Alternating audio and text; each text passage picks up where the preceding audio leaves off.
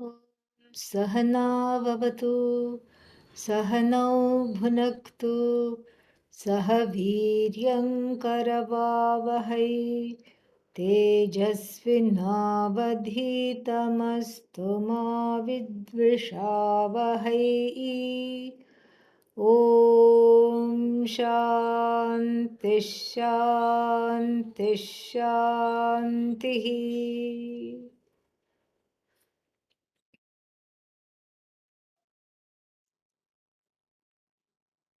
Verse 88.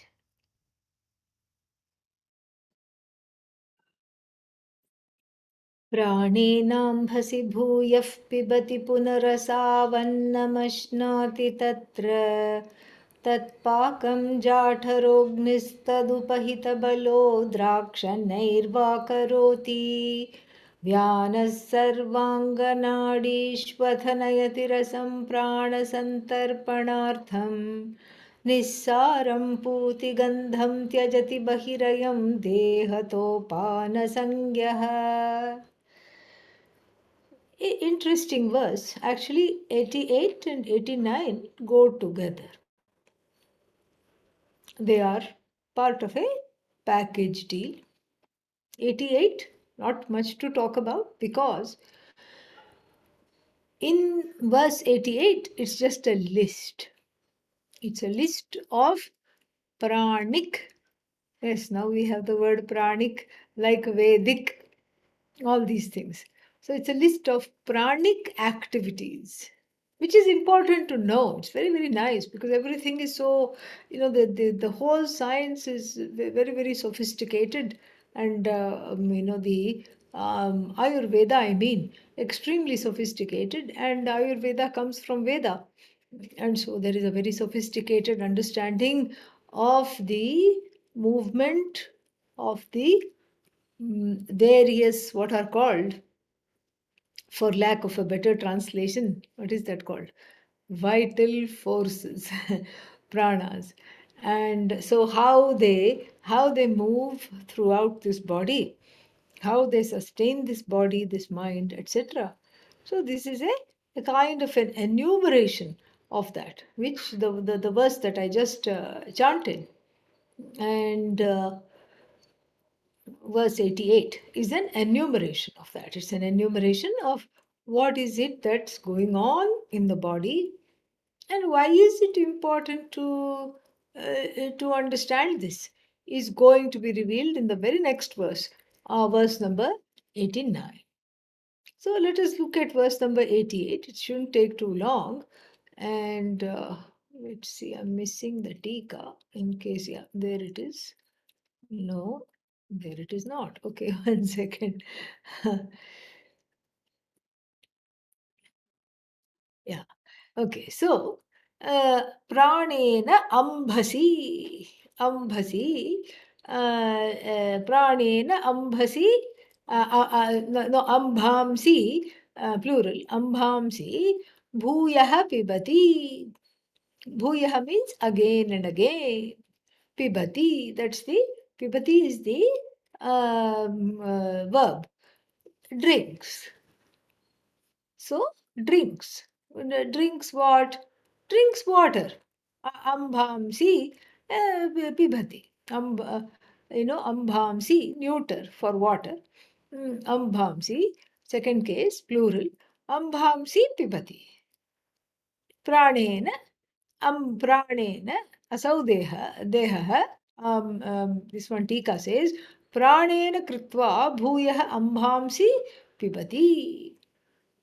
So, to sustain this prana, the very interesting connection. To sustain this prana, water is drunk.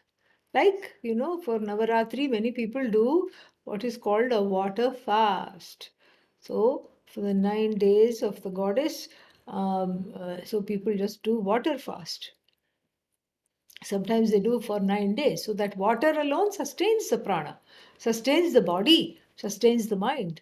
And they have determined that without food, but with only water, one can survive for like 60, 65 days, 68 days maybe. that the one can survive. And with, that is with water. Without water, of course, it's much faster that the body is going to not be able to sustain itself, and some kind of a, degradation and organ, harm is going to take place. So, the thing is this, that the jiva drinks water, and then what? Eats the food also. Ashnati tatra. Tatra means in this context. So in this context, pranena ambhamsi pibati. Punaha bhuyah means again and again drinks water. And then after drinking water, what happens? Then again there is hunger. And then punaha ashnati. And then what happens? Tad upahita balaha. Upahita means the ensconced in the prana. Upahita balaha tasya. So there is a what is that? There is a energy. There is an energy that is ensconced in the prana. And what is that energy due to? The energy of the prana comes from the energy of the food that is drunk, and the energy of the the food that is eaten, and the energy of the water that is drunk. So the food and the water together are responsible to make the prana fully energetic. And we saw in the Chandogya Upanishad, we saw how Shvetaketu, a foodie, was told not to eat for 15 days. Don't eat. 15-day fast all of a sudden. That was his Vedanta homework. That's what happens if you have your own father as teacher. Okay? Yeah, relentless. Because any other guru, they would have been very compassionate. ठीक है, खा लो थोड़ा सा, eat a little bit, no problem. But to have your own father as guru, this is what it is. And he wanted the best for his son, and then he made him fast for 15 days. And then, not content with that, he said, come on, chant the first mantra of the Samaveda. Chant the first mantra of the Samaveda. and and the fellow couldn't even bring out one ha, because all the mantras start with ha, ha, ha. He couldn't even bring out, ha. Even after having a square meal, people have to be taught that the hakara is a mahaprana. People keep eliding it. In that there is that there was that movie. What is that called? Very old movie, where some kind of a village girl is tamed into being very sophisticated. Forgot some lady, My my Fair lady. Lady. Yeah, thank you. In that My Fair Lady, so she's asked to say, she's asked to pronounce the ha, and she doesn't know how to do that. She doesn't know how to do that. So the exercise is for her to say in Hertford, Hereford, and Hampshire, hurricanes hardly ever happen. This is what she's supposed to say. And then to make sure that the hakara comes out, a candle is put in front of her. And so whenever she enunciates the hakara, the candle has to flicker.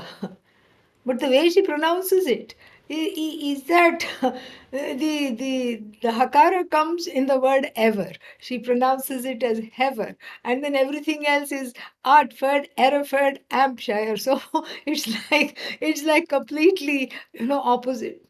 So here, even after a full meal, for many people, the hakara doesn't come out.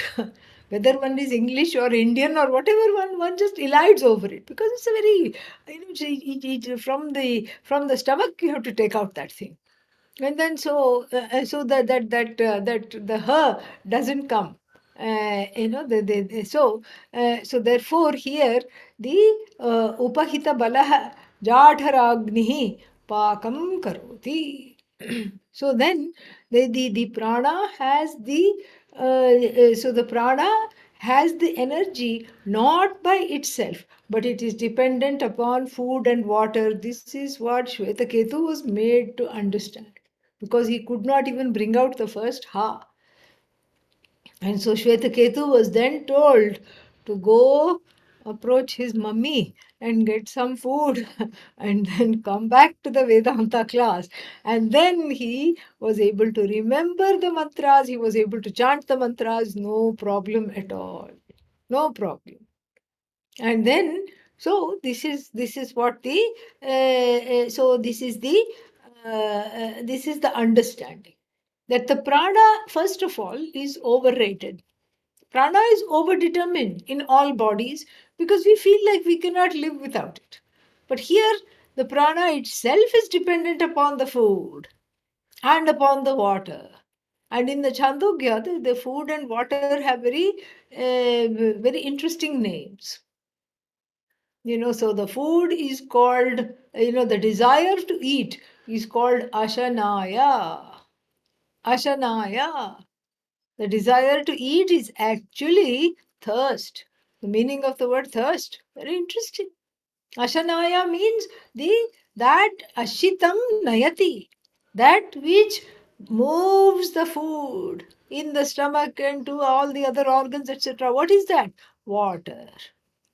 So basically, the hunger should come when the food has moved. This is what we are told in the Shruti, not even Ayurveda. In the Shruti itself, we are told that you have no right to eat until all the food that you have eaten before has been digested.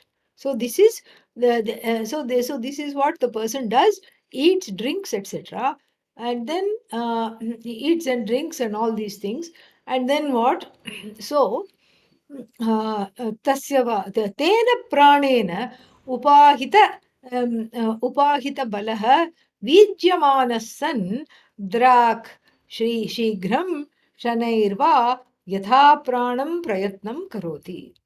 Then the prana, or the one of the pranas, samana vayu, digests the food, metabolizes the food, digests the food. How? Drakva shanairva, cooks the food, pakam jatharagni, in the form of the stomach fire. That same prana in the form of the stomach fire, endowed with the strength of the food, that same prana digests the food. How? Drak means quickly. Shanaihi va, slowly, slowly. Shanaihi, or drak. Some people have a metabolism of a water pipe. Just like, pour the water through the pipe, it just finished, it's all digested, they are hungry again. No sooner they have finished one meal, they have to eat again. Some people are like that. And then they look like a pipe also, wiry, thin. They can just eat any time of the day. You wake them up in the night and give them, they will eat. No problem at all. Vayu, Vata types. And then certain other people have the metabolism of a python. Once a week, if you eat, it's enough. And because that's how slowly the things digest. That's how it is. Actually, pythons are more intelligent because they know that we have to eat only once a week, not so much the people. Because there's all kinds of restaurants around, and the tongue is out, and the olfactory nerves are facing outside, and then all nice, nice things are being cooked, and so you feel like having this or that all the time. But the various metabolisms. And so that's what is there in all the jivas, whether it is python or human being with the metabolism of a python. So some things in some bodies, the food digests very, very, very slowly. And if you want to lose weight, forget about it. It's not going to happen. It's very, very difficult. And then with such a metabolism. And so many other things they will say. All these things you have to take into account, some hormones, this, that, all these things. And so the metabolism is like that. Some people don't need to have breakfast. Some people, if you don't give them breakfast, you will get moksha. This is how it is. And instantly, and they wake up so hungry.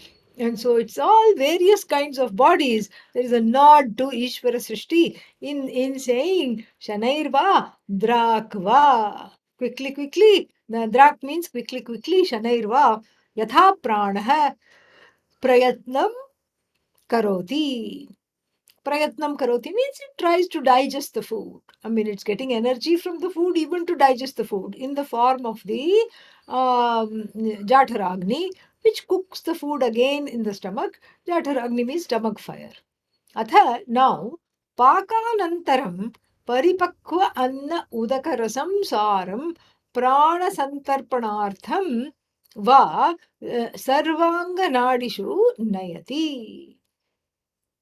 So then, this after this cooking, all the juices of this cooking in the form of vitamins, proteins, energy, and all the calories, etc., they are sent through the various invisible meridians to sustain this body and to sustain the prana itself. Prana here means the body here. In the second prana, in the second line means the body to sustain the person, to sustain this jiva who is pranadhari, who is the wielder of the prana, to sustain the jiva. All these juices go all over the place, and then they build the muscles. It's not like you eat idli and it goes straight to the bicep. No, it doesn't do that. There is a modification happening. There is the intelligence of the body separates the vitamins, separates the sara. Sara means that which is essential, the essence.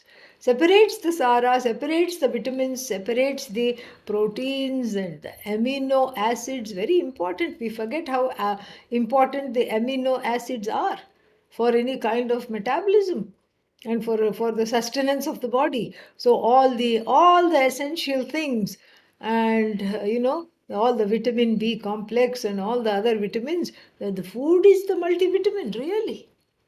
You can take multivitamin if you have some deficiencies, but food is the primary multivitamin. And so it separates all of that and sends it wherever it needs to go through these sukshma meridians, sarvanga nadishu. And the Ayurveda says there are 72,000 of them. These nerves, I mean nerves or nadis, I don't know what to call nerves. At least you can discern, but something sukshma, because there is no explanation. You don't see little people carrying vitamins to the brain. You don't see that. So it's all very sukshma. You don't even see vitamin B going to the brain to sustain the brain. You don't see that. But it happens. So therefore, these sukshma nadis, 72,000 of them are there. And these 72,000 of them, they carry they carry this very, very nicely. They carry the nadis. I mean, the nadis carry the food, not the food, the separated form of the food, the essence of the food, and the water. All the minerals are there in the water. So the the essential vitamins, minerals, proteins, amino acids, all of them are nicely carried, and they are carried through various things. Why? Prana santarpanartham, in order to nourish the prana, in order to nourish these beings. And then what? Then uh, what happened to the verse? Oh, it's on the other page here. Yeah. So then this is the thing. And what is the and so that so the vitamins, minerals, and the nourishment circulates. And the circulatory prana is called Vyana. Vyana and Samana was not mentioned, but that's the cooking prana. Cooking prana is called Samana. Respiration is called prana. Then Samana. Then Vyana. Vyana sarvanganadishu atha nayati rasam prana santarpanartham. So, in order to nourish the person, all the things, the Vyana Vayu makes sure that every single part of the body is nourished. It doesn't leave the brain out, it doesn't leave the muscles out, it doesn't leave the bone marrow out. It just nourishes everything with the food that you have eaten. And then what? Then what happens? Shesham. What happens to the rest of it? Nissaram annam udakam. So nissaram annam udakam. The food and the water that is not needed. Putigandham. Putigandham means putrid. Putrid waste. Putigandham. Putrid waste that is excreted. That is, nissarayati bahihi. That is pushed out. By what? By the excretory vayu called apana vayu. It's all because you can't just, otherwise it will become toxic. The very nourishing food that you eat becomes toxic if it is not, if the waste is not thrown out. So that is what it is. So the waste is thrown out of the body, and then what? Then the apana bahir nissarah nayati apana sangyah, and then so then so dehatah bahirnayati apana sangyah. So then this is what happens. It is nothing much more to say here, because this is exactly we know all this, that all the essence is given, is assimilated, and that which doesn't belong is thrown out, is totally thrown out, and then that is what it is, is totally thrown out, and then that is how the setup is. So now we have covered prana, samana, digestive fire, vyana, circulatory, this thing, circulatory prana is called vyana, and then the excretory prana is called, that which takes care of the waste is called apana. What is missing? Which Udana. one is missing? Udana. Ah, is missing. Udana is the clock. Is the clock that counts the breath. 1, 2, 3, counts all the respiration. Why? Because one comes into the world with a uh, finite number of breaths. One comes into the world. And so this Udana's job is just a counter, sits and counts. And then when the lifespan of how many ever breaths one has come with is gone, then is exhausted, then Udana's job is to say, come on, boys, to the other four pranas and press the eject button so that all of them depart the body. That is Udana's function. Since it wasn't mentioned, I thought we'll finish this list. So this is the setup.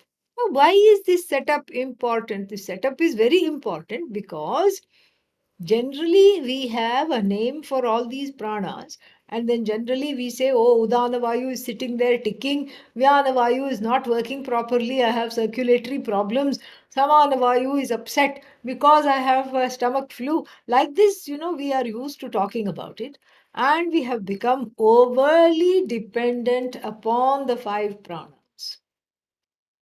I mean, imagine feeling suffocated. I mean, even if we imagine that, like, in a small room with not very good, not a lot of fresh air, even the thought of it is just very agitating.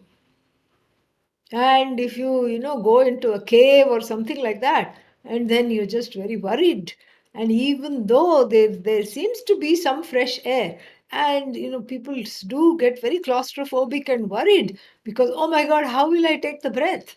What is the breath? And so, near this Rishikesh, there is one cave where sage Vasishtha is said to have meditated. Vasishtha Guha.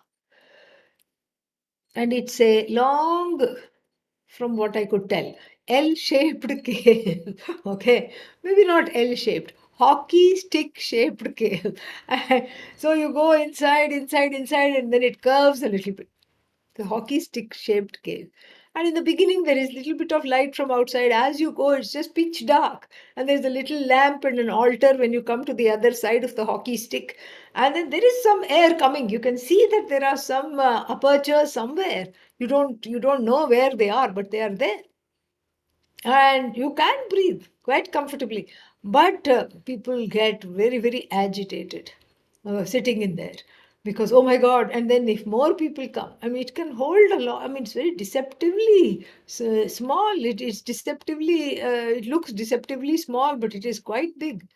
It can hold up to 30 people meditating quite comfortably. But then when all these people troop in, the first thought is, oh my God, I have to share the oxygen with all of them. And there is not enough oxygen. And all these people, why are all these people coming? But you forget conveniently that they are also thinking the same thing about you. Why is this idiot over here? They are also thinking the exact same thing, siphoning off my oxygen. Why is this person here? This person doesn't even look like a meditator. What is this person doing? They're also thinking the same about us. and then and then you sit there. After a while, then if you're sitting there, then even the most, I had gone with a couple of people and they got very, very agitated. But then I said, just stay with it. You can always leave. You can leave, no problem. And then you can just leave anytime you are free to leave. But then, and how long we have come, how far we have come. It's not very far. The opening is right on the other side. You can leave anytime you want. But just stay and see what happens. And after a while, they were able to calm down. So it was just a mental, it was purely not on the physiological level at all. It was on the mental level that this air hunger, air deprivation, it was just in the mind.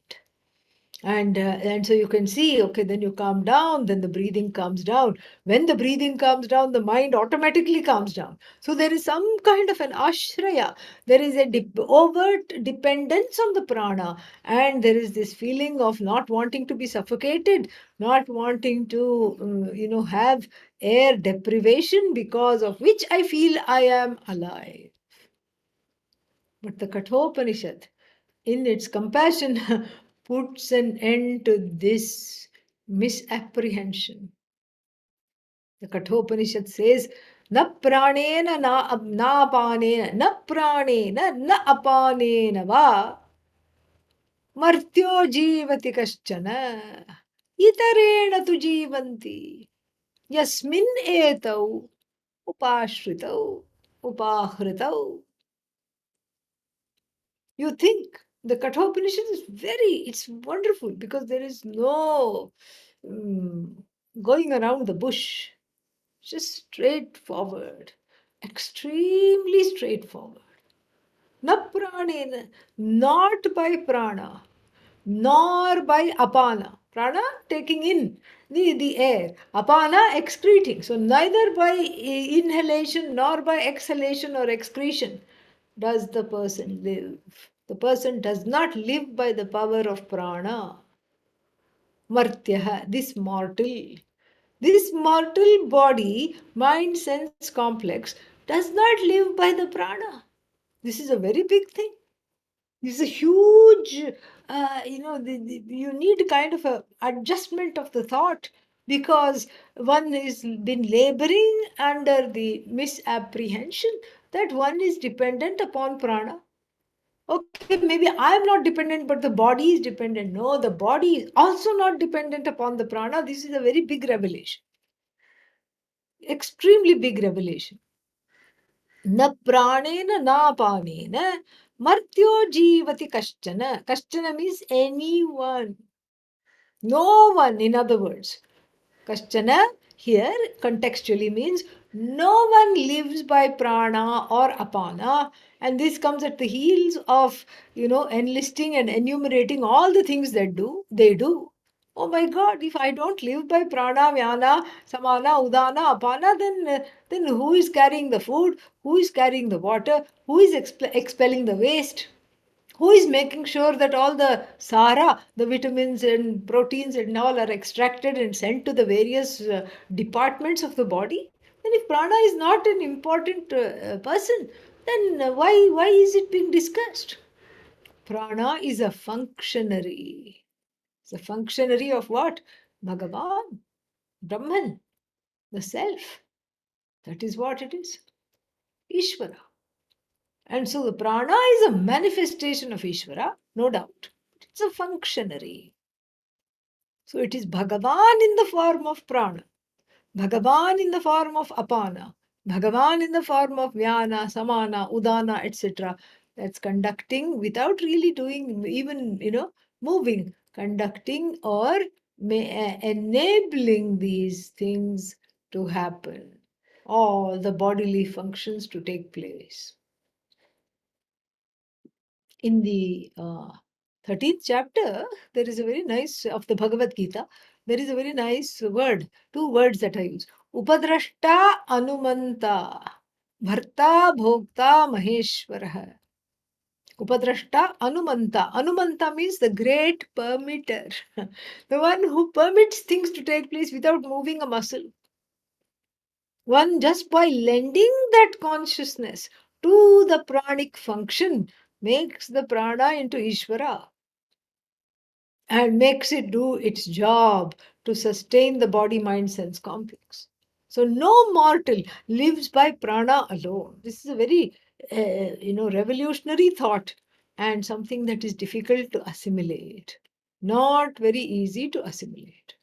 And so therefore one has to be very, very careful about cutting that cord of dependency from prana, etc. So what should I do? Should I stop breathing? No, you need not stop breathing. But the yogis have a way. The yogis do this. What do the yogis do? The yogis, breathe once or twice in a minute. They have trained the prana to not be dependent on it. You don't have to go to that extent, but some pranayama is very interesting and important because it shows something. It shows the fact that one can manipulate the prana. You can tell how deep to breathe. You can tell yourself how deep I should breathe, how long I can hold the breath, when can I let it out. All these things. Very, very important. And so this is what is the mistake. And so, na pranena na panena va martyo jivati kaschana. Kaschana, no one, not anyone. Na jivati kaschana. Not anybody lives by prana or apana alone. Aprana, apana means all the other pranas also, other three also you bring in. Simple. And then Itarena tu jivanti. All the jivas in the world, itarena means by some other thing, by some other force. They are living. Itarena tu jivanti. Yasmin. Yasmin means in which force. Etau pranapanau. So this prana and apana, upakritau, in which they have been, in which they have been taken. In fact, the prana and apana have a boss. They are not the boss. They have a boss. They have a big boss. And that boss alone is directing the prana. When should this person stop breathing? Well, that is also decided by Bhagavan. When should the person continue to live? How long should the person continue to live? All this is decided by Bhagavan, and Bhagavan without lifting a finger. Why won't Bhagavan lift a finger? Because Bhagavan doesn't have a finger. Simple. So cannot lift a finger. So without doing any activity, without any kind of activity, sustains the prana, apana, udana, samana, vyana, not only in one body, all the bodies. Each and every body it sustains. Amazing. Without undergoing any change, without doing anything. The consciousness is like that. Consciousness endowed with the Shakti. Here, Bhagavan. And so this Bhagavan endowed with the Shakti to create, to sustain, to take back, does whatever is needed for each body without really doing anything. Is manifest as the prana, is manifest as the apana, etc., and then takes care of all this. This is what the Kathopanishad says. And then the message of the Kathopanishad is put forth by the Satasloki Kara, the Satasloki author, in verse number 89. Let us chant. व्यापारं देहसंस्थं प्रतिवपुरखिलं पञ्चवृत्त्यात्मकोऽसौ प्राणः सर्वेन्द्रियाणामधिपतिरनिशं सत्तया निर्विवादम् यस्येत्थं चिद्घनस्य स्फुटमि इह कुरुते सोऽस्मि सर्वस्य साक्षी प्राणस्य प्राण एषोऽपि अखिलतनुभृतां चक्षुषश्चक्षुरेशः. Beautiful, very nicely put. I mean, what lovely poetry this Satasloki is. It's a real treat. Deha samsthaha. Deha samsthaha vyaparam. Deha samsthaha vyaparam. Vyaparam, transaction. You know, transaction. And vyapara. Deha samsthaha vyapara. Vyaparam, connected transaction. Deha samstha means that which is centered on the deha.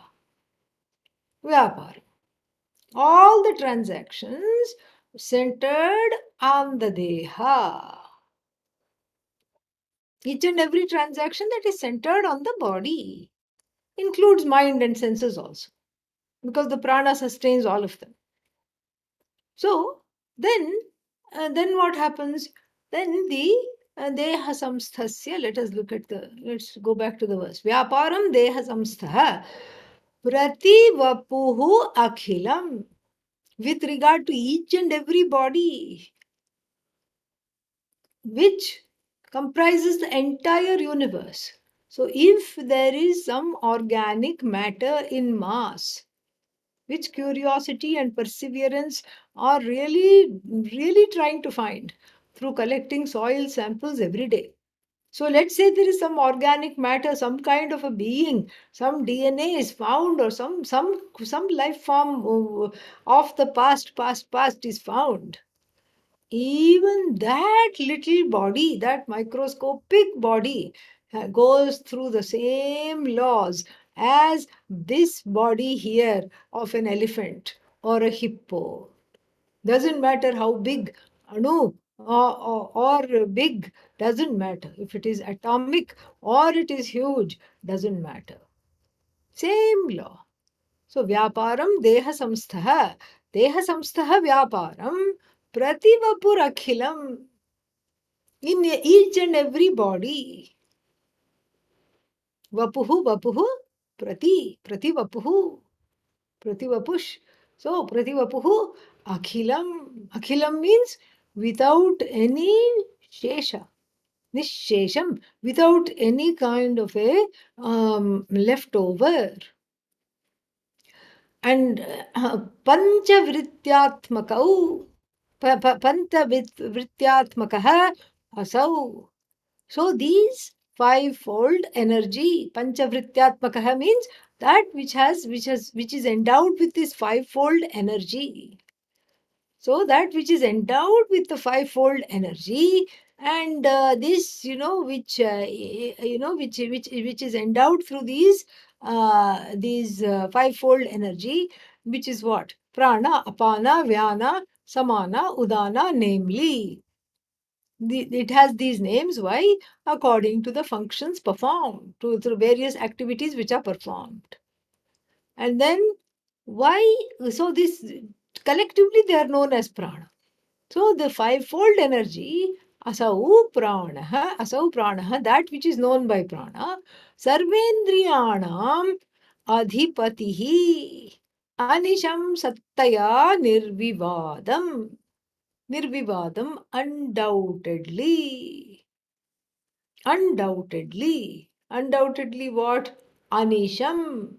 Without regard to that which, anisham means that which doesn't have a night. Night is not there. Night is not there means what? All the time. all the time. No night means all the time. Incessantly. That which is performing everything incessantly. Incessantly, the prana is performing all the prana means all these five things. So this transaction of this body with its fivefold energy residing in each and every body, and then being Sarvendriyanam Adhipatihi, being the master of all the senses, carries on the activities for those particular bodies. This fivefold energy in the form of the prana, not by itself. It works day and night, anisham, and then it works. Nirvivadam means undoubtedly it's satta, the sattaya. It is through the sat. That satta means through the existence. It's the existence of what? Yasya itham chidghanasya sputamiha kurute. So by a power which belongs to consciousness. That power is nothing but consciousness. We cannot even say belongs to consciousness, even though that's the, what is that, translation. That power which is nothing but consciousness. Chit ghana, a mass of consciousness. We have talked about this before, meaning nothing but consciousness. It is nothing but consciousness. And then it is, it is self-revealing. Sputamiha kurute. It is self-revealing. This verse is actually a Mahavakya. So it is self-revealing I. It's a self-sustaining I. It's a self-evident I. So this consciousness, which is in charge of taking care of all the bodies in the universe, nourishing them, bringing them out of various yonis, birth canals and forms of birth. Some things, chicks, etc., pop out of eggs, and then certain things come out of humidity. Cockroaches, and not cockroaches, but the small mold and everything. Mold is also jiva, and not a very nice mold to be in, but it's still a jiva. And so all these things, they are, all of them are sustained. All of them are sustained by this fivefold panchavrityatmaka energy called prana, apana, etc., who are not functioning by themselves.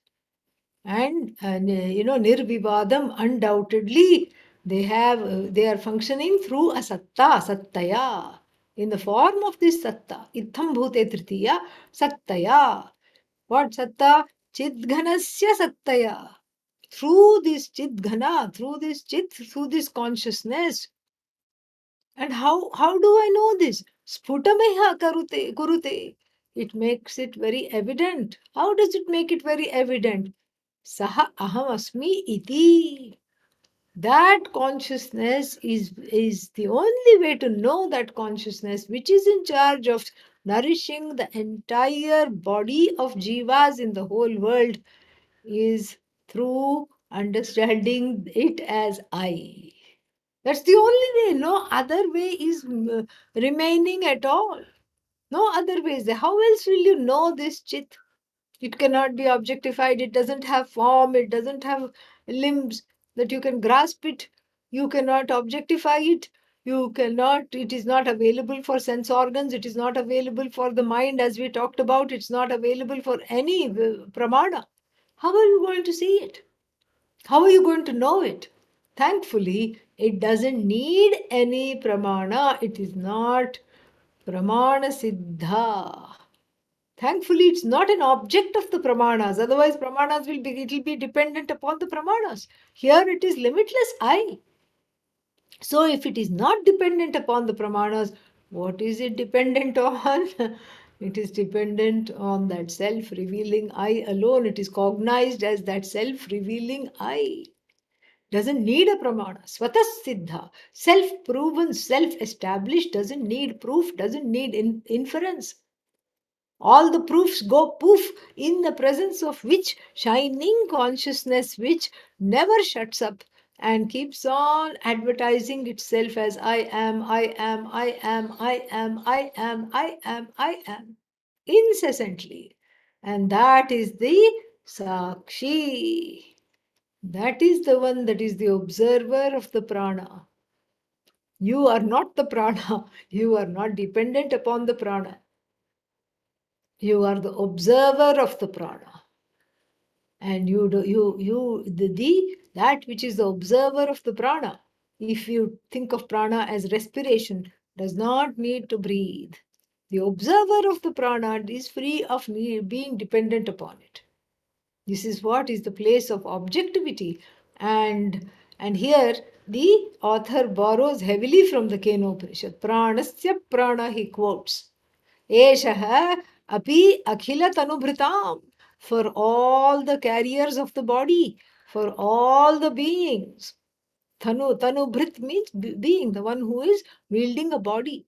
So akhila tanubhritam, so for all the carriers of the body means for all bodies. And another way it was put in the first line, Prativapuhu. So every body, not everybody, every body. And here again, all the wheel carriers of bodies means those who are endowed with the body, they are not the body. Those who are endowed with prana, they are not the prana, they are not the senses, and they are what? Pranasya prana. They are the prana of the prana. And chakshushash chakshuhu, the eye of the eye, and the prana of the prana is what they are. All these beings, they are not they are not the what's its name? They are not the prana itself or the eye itself.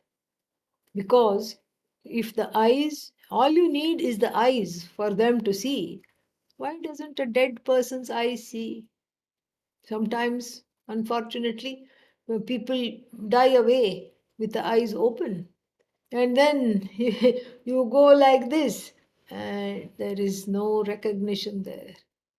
You even go like this, trying to, threaten, but there is nothing happens. The eyes don't see. That itself shows that the eyes, even though they are better than the camera, equipped to see, they have the potential to see. But they don't see on their own. It's the power of that consciousness. And if you want to take the long route, you can say, yeah, the mind and the buddhi, and then you can go to consciousness. But straight away, we can also go to consciousness.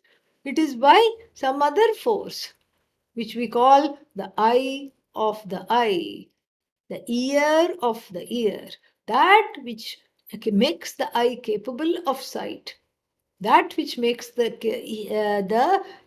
ear capable of sound, capable of cognizing sound. That cognition itself is Bhagavan. That cognition is dependent not upon the prana, but upon the eye cognition, which is independent. Every cognition is dependent upon the eye cognition. Eye cognition is first a cognition of the eye, and then the cognition of objects. It's not that you cognize the object first and then you say, oh, am I here or not? No, because you are here, the objects become evident to you.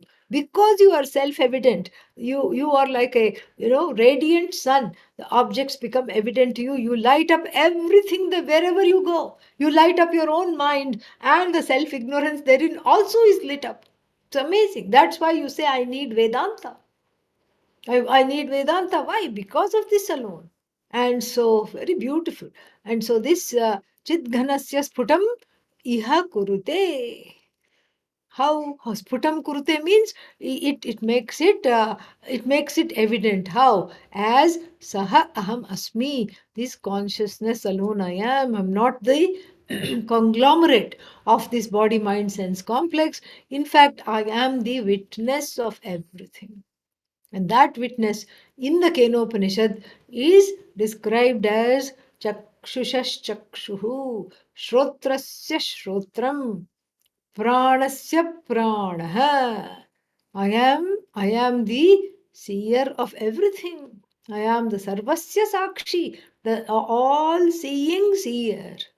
The life behind life, the prana behind the prana, means that which makes the prana function in certain ways, that which gives its satta, its existence, it lends its existence for the prana to exist, and it lends its spurti, its sentience for the prana to move and to function. So satta spurti pradanena, through the prana, quote unquote, borrowing the satta, borrowing the spurti, it moves forward. It moves forward. And then this is pranasya prana. And this is chakshushaha chakshuhu eshaha. And then, so therefore, this is a nididhyasana here. This is also a mahavakya here. So on both of those, we'll talk a little bit. How is it a mahavakya? Because the word saha asmi, soham has come. And here it is hidden. It's a hidden soham because only the aham is not there, only asmi is there. Saha asmi. Sosmi, a new version of Soham. Sosmi, very nice. So if you are sleepy and you go ho hum, this soham is easy to miss. Okay, so yasya itham chidganasya sputamiha kurute saha aham asmi. I am that Bhagavan alone. I am non-separate from that Bhagavan. Not in terms of power, not in terms of the being all pervasive, etc. Not in the sense of being able to convert myself into prana, no. But from the standpoint, that equation here is made from the standpoint of that consciousness, that limitless consciousness, which effortlessly advertises itself as I, and that consciousness alone is behind this prana. That consciousness alone is what is called eye of the eye and the ear of the ear. That consciousness alone endows the eye to do what it does without doing anything, just by its mere presence and lending its awareness, lending that power of jnanam, that its knowledge, by lending that limitless jnanam, and without itself undergoing any change or activity, it just shines on the prana to do its job, and the prana does its job. So, therefore, I am that consciousness alone. I'm non separate from that consciousness. So, here it operates as a Mahavakya, that which yields oneness. This is what it operates as. Now, the other one, I said it's also a sadhana. It can be seen as a sadhana, a form of nididhyasana. Nididhyasana means contemplation. And the contemplation does not produce knowledge. Shravanam alone produces knowledge. But what does the contemplation do? The contemplation removes oppositional, habits and orientations, which are sometimes slow to go. So it removes that. I know I'm Brahman, there is no doubt there. But I don't behave like Brahman. This is the idea. I know I'm Brahman, but I do not behave as such. How do I behave? I behave like a jiva. Why? Habit. Bad habit. So it's like the child who is addicted to the feeding bottle. When? At age 6. Okay. Why? Even though it's eating solid food, it is not necessary. The feeding bottle, it should have outgrown long ago. But even at age 5 or 6, it is drinking out of the feeding bottle only for the sake of dependency, comfort, habit, a very difficult habit.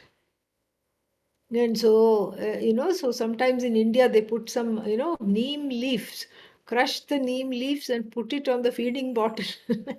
And the child who can walk, talk, everything, tries it and it's so bitter. And then after that, it gives up. So like this, so this is exactly these kinds of addictions and bad habits have crept into this jiva. And sometimes the Shravanam gives the blessing of the knowledge, but it still sometimes the old behaviors which are not at all conducive to living like Brahman, those old behaviors persist. And so for that we have some kind of contemplation. And here this is a very nice contemplation. You can simply sit and breathe and contemplate upon the breathing as what? As just a manifestation of that same consciousness. So let the breathing become very relaxed. And then you start doing this. You say, this is just a manifestation of consciousness. The body is not necessary for the body. The body is not dependent upon prana. I am not dependent upon prana. You can keep saying this. I'm not dependent upon prana. Prana is in fact dependent upon me, the consciousness. You flip it around, you flip the script and keep telling yourself this again and again. That itself goes a long way in reducing the addictive behavior with regard to prana, apana, and all the bodily functions, and the wrong understanding that they are controlling us. Okay, we'll stop here. See more next week. ॐ पूर्णमदः पूर्णमिदं पूर्णात् पूर्णमुदच्यते पूर्णस्य पूर्णमादाय पूर्णमेवावशिष्यते ॐ शान्तिः शान्तिः शान्तिः हरिः ॐ श्रीगुरुभ्यो नमः हरिः ॐ